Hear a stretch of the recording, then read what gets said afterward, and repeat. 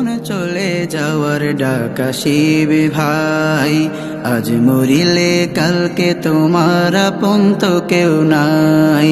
তোমার যখন চলে যাওয়ার ডাক আসিবে ভাই, আজ মরিলে কালকে তোমার আপন তো কেউ নাই।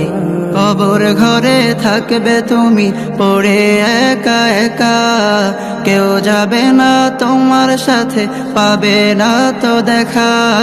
কবর ঘরে থাকবে তুমি পড়ে একা একা, কেউ যাবে না তোমার সাথে, পাবে না তো দেখা।